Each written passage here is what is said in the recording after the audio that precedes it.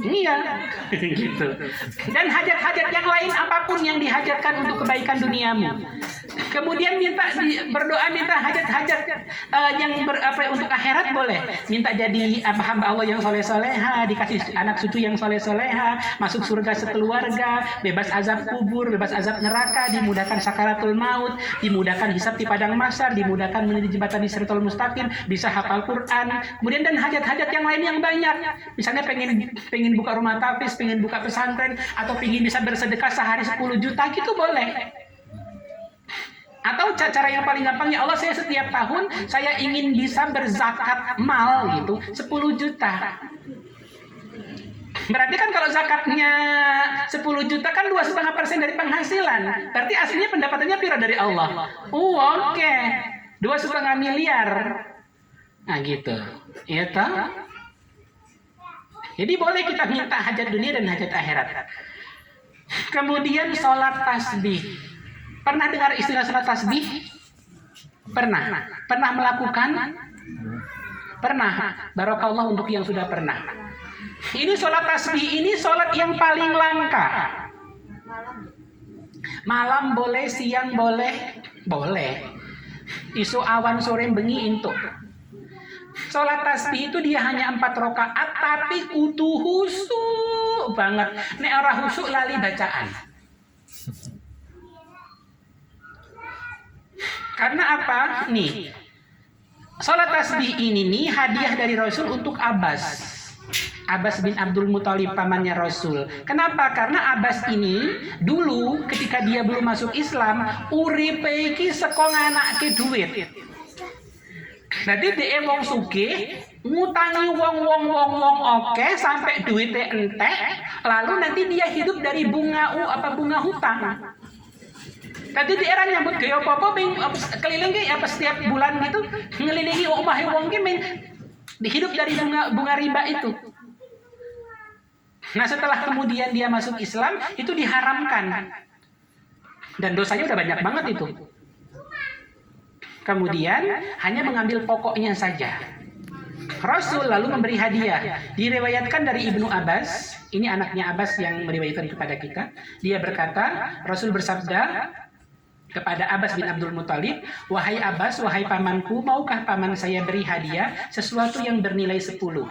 Jika paman mau, maka Allah akan mengampuni semua dosa-dosamu, mulai dari dosa yang pertama hingga dosa yang terakhir, dosa yang lama maupun dosa yang baru, dosa karena kekeliruan atau ketidaksengajaan maupun dosa yang disengaja, dosa yang besar maupun dosa yang kecil, dosa yang engkau tampakkan maupun dosa yang engkau rahasiakan.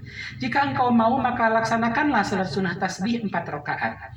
Pada setiap rakaat kamu baca surat Al-Fatihah dan 1 surat lagi. Setelah itu baca kalimat tasbih subhanallah walhamdulillah wala ilaha illallah wallahu akbar sebanyak 15 kali. Lantas ruku dan baca bacaan ruku, kemudian tasbih tadi itu subhanallah walhamdulillah wala ilaha illallah wallahu akbar 10 kali. Kemudian bangun dari ruku, baca i'tidal, kemudian baca tasbih lagi 10 kali. Sujud, bacaan sujud, kemudian tasbih lagi 10 kali. Duduk antara 2 sujud, jadi setiap kali selesai bacaan sholat ditambah dengan tasbih 10 kali 10 kali 10 kali terus gitu sampai selesai 2 rakaat itu. Nah, total tasbihnya 4 rakaat itu semuanya 300 tasbih. Jika kamu sanggup melaksanakannya tiap hari, maka lakukanlah. Jika tidak sanggup mengerjakan tiap hari, maka lakukan seminggu sekali. Atau setiap Jumat. Jika tidak sanggup setiap Jumat, maka lakukan 1 bulan sekali. Jika tidak sanggup 1 bulan sekali, maka lakukan setahun sekali. Jika tidak sanggup setahun sekali, maka lakukan paling tidak sekali seumur hidup. Siapa orang kini yang sekali seumur hidup belum pernah sama sekali sholat tasbih? Kuwi padha plek karo karo salat biasa, karo salat subuh ngono kuwi tapi ra kunut. Hanya setiap kali Allahu Akbar gitu kan. Niatnya usali sunatan tasbih rakaat ini musabbilan kiblati ada anillahi ta'ala, atau boleh pakai bahasa Indonesia atau bahasa Jawa. Niat dalam hati, niat ingsun salat sunat tasbih rong rakaat madhep kiblat lillahi ta'ala. Allahu Akbar, iftitah, Al-Fatihah, kemudian surat pendek boleh Al-Kafirun atau Al-Ikhlas, lalu tasbih 15 kali. Subhanallah walhamdulillah wala ilaha illallah wallahu akbar. 15 kali. Kemudian ruku. Bacaan ruku kemudian tasbih 10 kali. I'tidal.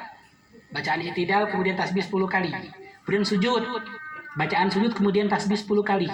Terus duduk antara dua sujud. Bacaan duduk antara dua sujud kemudian tasbih lagi 10 kali. Sujud lagi. Bacaan sujud kemudian tasbih lagi 10 kali.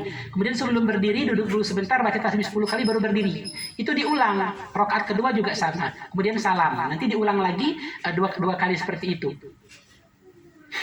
Keutamaannya tadi itu.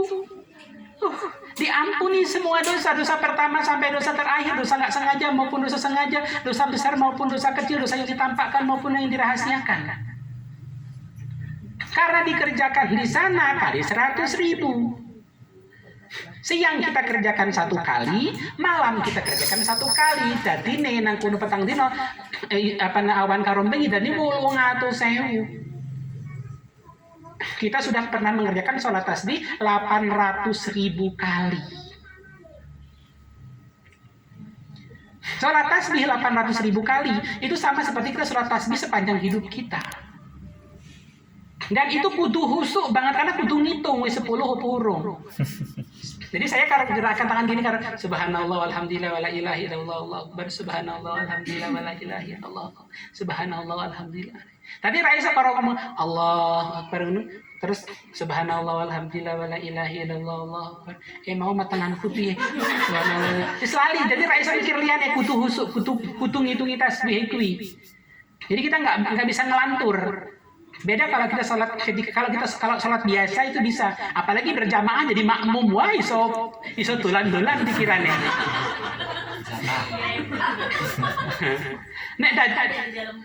Iya.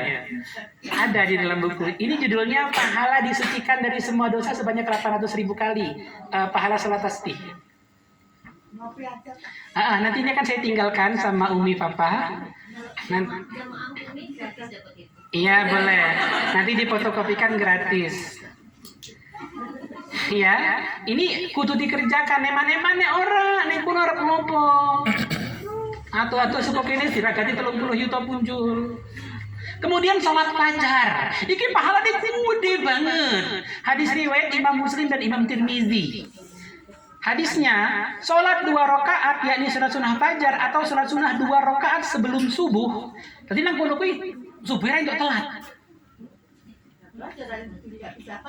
Ora iso fajar. Telat yo kelakon sholat ning dalan. Ora iso fajar. Dadi ini fajar itu sebelum subuh. Nah, sholat 2 rakaat sebelum subuh itu pahalanya lebih baik daripada dunia dan segala isinya. Tadi pahalanya sak dunia, sak bumi gedene pahalane wong salat sunah 2 rakaat sebelum subuh itu.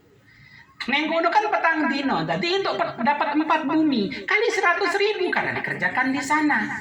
Tadi untuk 400.000 bumi pahalane. Insya Allah di Indonesia kita tidak akan mengerjakan dosa-dosa sebesar bumi kan? Selama kita tidak syirik, selama kita tidak pindah agama, tidak murtad, insya Allah dosa kita sama pahala kita sudah lebih banyak pahala banget. Nanti kan akan ditimbang. Di padang mahsyar nanti ada hari namanya Yaumil Mizan, hari penimbangan pahala dan dosa. Misalnya saya dipanggil Pak Gohardian bin Tabrani, maju.